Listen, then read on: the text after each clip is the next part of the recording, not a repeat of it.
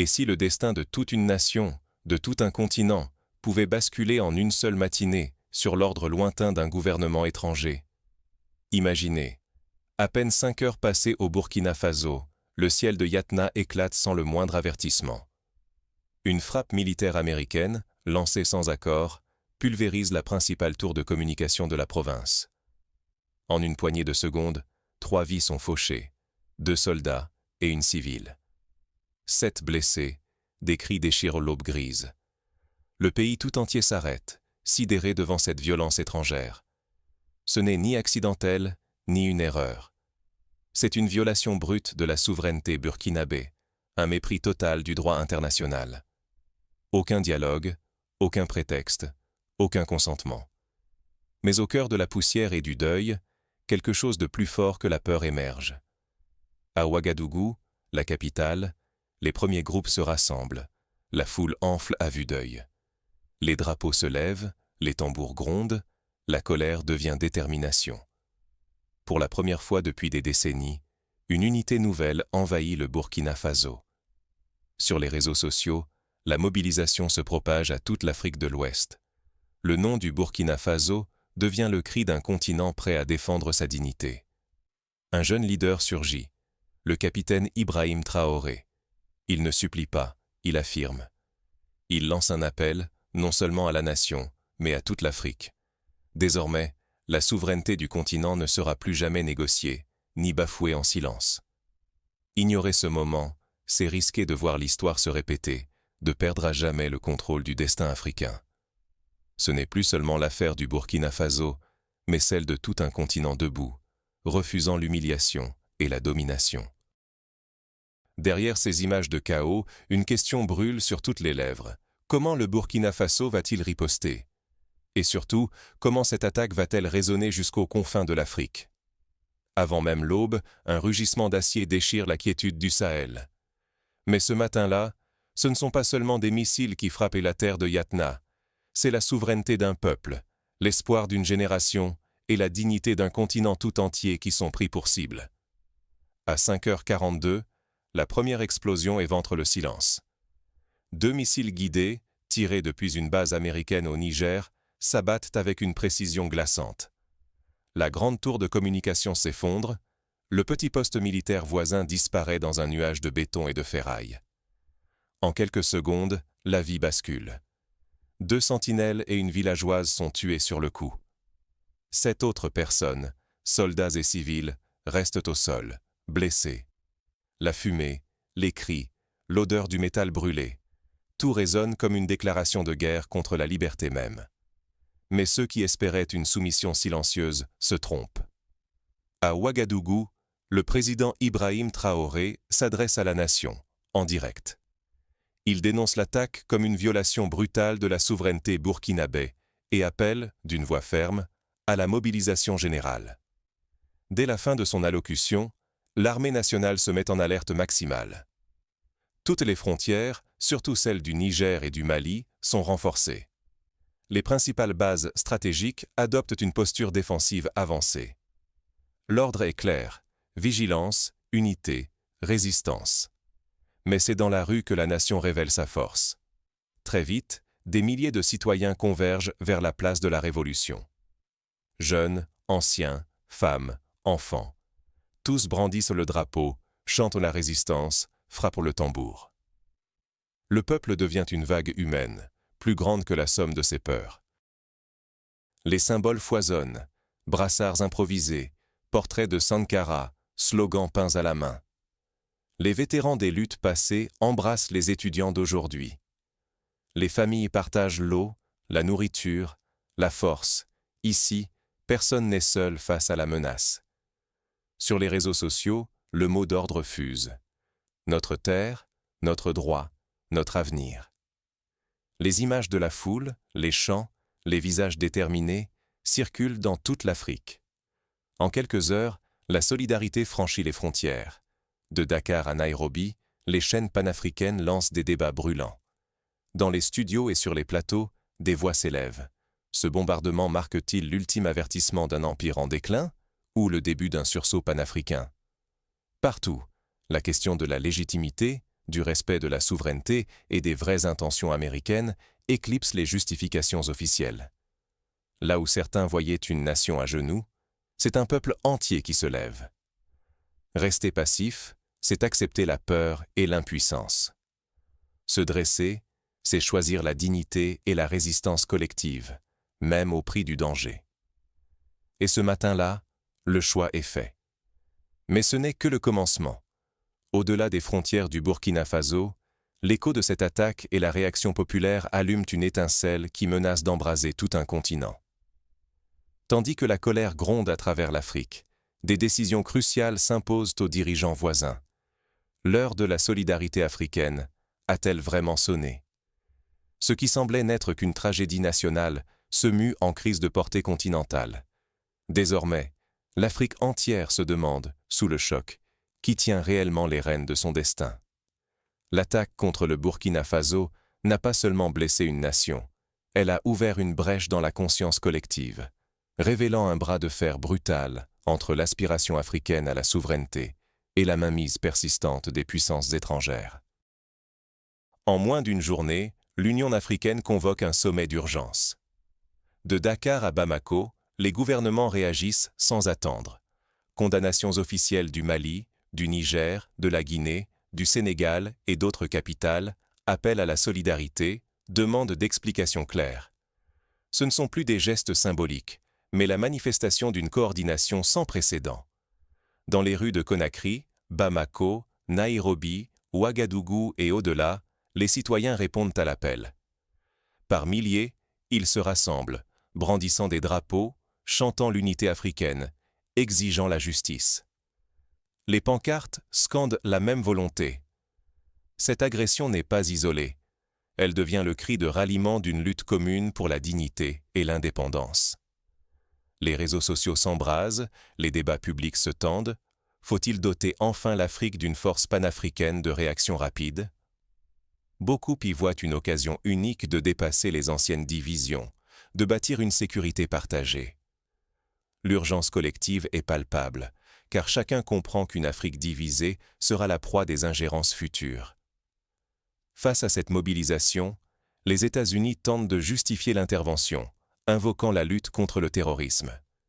Mais les preuves restent absentes, les explications se perdent dans le flou. Ce manque de transparence mine la crédibilité de Washington, tandis que l'Afrique affirme qu'elle n'acceptera plus d'être traitée en simple terrain d'opération. Dans la presse, le fossé s'élargit. Médias africains martèlent souveraineté, dignité, autodétermination.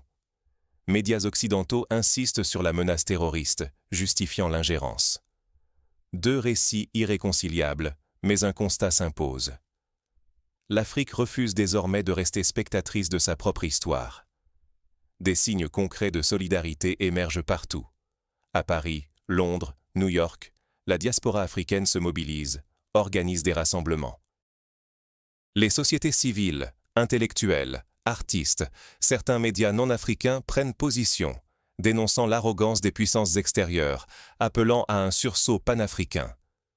Une synergie nouvelle jaillit de la douleur et de la colère. Mais cette vague d'indignation ne suffit pas.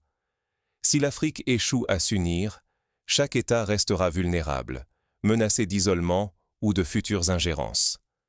En revanche, si le continent saisit cette crise, il peut, pour la première fois, jeter les bases d'une autodétermination réelle et irréversible. L'heure des choix décisifs approche. La conscience collective se réveille, poussant peuples et dirigeants à inventer, ensemble, la riposte pour défendre la souveraineté africaine. Mais l'unité affichée survivra-t-elle à la pression des intérêts divergents et des menaces extérieures? La suite va révéler si l'Afrique peut transformer cette mobilisation en acte fondateur. Quand on tente d'isoler un peuple, parfois on soude tout un continent. Après l'attaque contre le Burkina Faso, un phénomène inédit s'est emparé de Ouagadougou. La peur s'est muée en une détermination farouche. Au lieu de céder, la nation a resserré ses rangs, et bientôt, une onde de solidarité a traversé l'Afrique de l'Ouest. Très vite, les autorités burkinabées ont réagi. Renforcement massif des contrôles aux frontières, mobilisation de l'armée autour des points stratégiques et lancement de patrouilles mixtes avec les forces locales. Mais la résistance ne s'est pas limitée à la sphère militaire. Une marée humaine a envahi les rues, des dizaines de milliers de citoyens ont affirmé publiquement leur soutien à la vision du capitaine Ibrahim Traoré. Face à la menace étrangère, son leadership s'est affirmé, faisant de lui un symbole d'unité et de courage. Conscient que la souveraineté ne se protège pas seule, le Burkina Faso a entrepris une révision en profondeur de ses accords militaires passés avec l'Occident. Les clauses jugées inéquitables ont été suspendues, tandis que de nouveaux pourparlers s'ouvraient avec ses voisins immédiats. C'est ainsi qu'est née l'alliance Bouclier du Sahel, réunissant le Burkina Faso, le Mali et le Niger autour d'objectifs communs. Partage du renseignement, mutualisation des ressources et contrôle renforcé des frontières contre toute ingérence extérieure. La solidarité ne s'est pas arrêtée à la sécurité. Rapidement, des sommets extraordinaires ont été convoqués à Bamako et Niamey, jetant les bases d'une coopération économique inédite. Des accords commerciaux préférentiels émergent, des fonds communs sont créés pour l'achat d'équipements, et les premiers projets d'exploitation concertée des ressources naturelles voient le jour. Pour la première fois depuis des décennies, la souveraineté économique africaine n'est plus une utopie, mais un chantier collectif en marche. Cette dynamique fait réagir la scène internationale. À Washington, l'inquiétude monte. La crainte de perdre une influence stratégique pousse les États-Unis à revoir leur approche diplomatique. À Paris, les autorités oscillent entre menaces voilées et tentatives d'apaisement, mais la confiance s'effrite. Pendant ce temps, la Russie et la Chine avancent leurs pions, proposant logistique et investissement, mais toujours avec des conditions, alimentant le débat sur le risque de remplacer une dépendance par une autre. Le choc burkinabé a inspiré d'autres peuples. Au Niger, des incidents éclatent aux abords des bases étrangères, renforçant la solidarité régionale et accélérant la naissance de nouveaux partenariats panafricains en matière de sécurité et de développement. Un effet domino se déclenche. Chaque nation touchée, chaque attaque, renforce l'idée que le moment de la souveraineté africaine est arrivé. Mais cette montée en puissance s'accompagne de débats internes. Comment s'assurer que cette souveraineté retrouvée ne sera pas confisquée par une nouvelle élite? Les voix réclamant transparence, gestion démocratique et partage équitable des richesses se multiplient, rappelant que l'avenir ne se construira pas seulement contre l'ingérence étrangère, mais aussi par et pour le peuple. L'Afrique se tient à un carrefour. Transformer la résistance en projet durable, faire de l'unité un gage de progrès réel, et ne pas tomber dans le piège d'une nouvelle dépendance masquée. Les yeux du monde entier sont désormais tournés vers le continent. Mais sous la surface de cette unité retrouvée, de nouvelles menaces et des choix difficiles émergent. Le destin de la souveraineté africaine reste suspendu à un fil. La souveraineté véritable ne se décrète pas. Elle se construit, chaque jour, par des actes concrets et une vigilance de tous les instants. Au lendemain de l'attaque américaine, une Afrique nouvelle s'est levée. Cette fois, la riposte ne fut ni symbolique ni isolée. Réforme des contrats miniers pour que les richesses servent enfin au peuple. Programme commun de soutien économique entre pays africains et asiatiques. Multiplication des manœuvres militaires conjointes. Chaque décision affirme une volonté d'indépendance réelle, loin de toute tutelle étrangère. Ce réveil dépasse les institutions. Une génération de leaders ose proclamer que la souveraineté est aussi un devoir partagé. Ce mot d'ordre fait tache d'huile. Solidarité, alliance stratégique, négociation à plusieurs voies. L'Afrique choisit la coopération et enterre peu à peu les vieilles rivalités. Dans les villes, dans les villages, l'élan est partout. La société s'empare de son histoire, brandit fièrement ses couleurs et invente de nouveaux récits.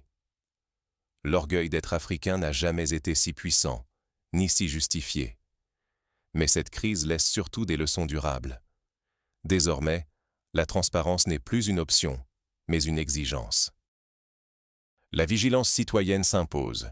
Surveiller, questionner, exiger des comptes, voilà la nouvelle normalité. Surtout, les mobilisations collectives l'ont prouvé. Quand un peuple s'unit, même les plus grandes puissances hésitent à imposer leur volonté. À chacun de trouver sa place dans ce mouvement. s'informer, s'engager, refuser toute tutelle. C'est cela, le vrai pouvoir. Ignorer ces leçons, ce serait risquer de retomber dans l'humiliation. Mais s'en emparer, c'est ouvrir la voie à une Afrique forte, fière et respectée. Pourtant, le chemin reste semé d'obstacles. L'avenir se joue autant dans les choix de demain que dans la mémoire des épreuves passées. Certains intérêts étrangers n'ont pas dit leur dernier mot. Ce n'est pas seulement l'histoire du Burkina Faso, mais le miroir d'une Afrique dressée, fière. Ce qui s'est joué ici dépasse toutes les frontières. Chaque cœur africain en porte la marque, à la fois cicatrice et source d'orgueil. Il ne s'agit plus d'un incident isolé, mais d'un changement profond dans la façon dont le continent se perçoit, se protège et s'impose face au monde. L'attaque militaire, pensée dans l'ombre par des puissances étrangères, aurait pu semer la peur. Mais elle a, au contraire, réveillé une énergie collective inattendue. De Ouagadougou à Dakar, d'Abidjan à Addis Abeba, les voix se sont élevées pour l'honneur, la dignité, la souveraineté. Ce sursaut n'est pas une vague passagère. Il a montré la capacité de millions d'Africains à se retrouver dans la même lutte, à rejeter l'idée que leur avenir s'écrit ailleurs, à reprendre la plume de leur propre histoire. Derrière chaque drapeau dressé, chaque poing levé, il y a la promesse silencieuse de générations déterminées à défendre leur futur. Mais restons lucides. Le danger le plus subtil n'habite plus seulement dans les drones ou les missiles, mais dans la tentation du silence. Se taire, détourner le regard, ou attendre des héros, c'est céder la place à ceux qui décident sans nous. L'Afrique n'a pas besoin de spectateurs, mais de voix, de vigilance, d'audace. L'histoire ne s'écrit pas sans nous. Chaque mot dit, chaque action, même petite, compte. Si nous laissons d'autres raconter, c'est notre liberté et notre dignité qui s'éclipsent. Mais si nous parlons, si nous agissons, alors la force du continent se réveille, une force qui ne s'excuse plus. Voilà le vrai choix, aujourd'hui comme demain, se taire ou faire entendre sa voix dans le concert du monde. Cette attaque l'a prouvé. L'Afrique, face à l'épreuve, peut choisir l'unité au lieu de la division, la fierté au lieu de la peur. Ne laissons pas l'histoire se répéter. Soyons les gardiens de notre avenir. La vigilance commence ici, maintenant, dans chaque conscience éveillée. Mais pour qu'un tel réveil ne reste pas lettre morte, il faut comprendre les mécanismes qui permettent à une nation de transformer la douleur en force. Regardons d'abord les exemples du passé. En 1956, l'Égypte de Gamal Abdel Nasser nationalisa le canal de Suez, provoquant une offensive militaire tripartite franco-britannique et israélienne. La résistance populaire et la mobilisation internationale conduisirent finalement au retrait des troupes étrangères. Cette crise fut un tournant, démontrant qu'une nation déterminée, soutenue par sa population, pouvait tenir tête aux plus grandes puissances de l'époque. De même, en 1960, la République démocratique du Congo, fraîchement indépendante, subit l'intervention d'intérêts étrangers, notamment belges et américains, cherchant à contrôler ses ressources stratégiques. La crise congolaise, marquée par l'assassinat de Patrice Lumumba, est restée une blessure ouverte, mais aussi un rappel que la souveraineté africaine n'est jamais acquise sans lutte et sans vigilance citoyenne. Aujourd'hui encore, le souvenir de Lumumba inspire de nouveaux leaders à refuser toute ingérence. Face à ces précédents, le Burkina Faso et ses alliés peuvent tirer plusieurs leçons pratiques. Premièrement, la transparence dans la communication avec les citoyens est cruciale. Après chaque événement majeur, il est indispensable d'organiser des réunions publiques, d'informer la population sur l'état de la situation et de consulter régulièrement la société civile pour orienter les décisions stratégiques. Deuxièmement, la formation d'une véritable armée panafricaine, dotée de moyens modernes, doit devenir un objectif concret. Cela implique la mutualisation des ressources, la création d'académies militaires régionales et la standardisation des équipements et des procédures. L'exemple de la force conjointe du G5 Sahel, bien que limitée, prouve qu'une coopération militaire africaine est possible. Il suffit de renforcer la volonté politique. Troisièmement, la protection des ressources naturelles doit devenir une priorité nationale. la création de sociétés d'État, la renégociation des contrats miniers et le développement d'industries locales permettront de réduire la dépendance aux multinationales et d'augmenter la part des richesses bénéficiant directement aux populations. Plusieurs pays africains, notamment la Tanzanie sous John Magufuli, ont réussi à renégocier des accords miniers pour en tirer davantage de revenus publics. Quatrièmement, l'indépendance technologique est devenue indispensable. La destruction de la tour de communication à Yatna a révélé la vulnérabilité des infrastructures stratégiques.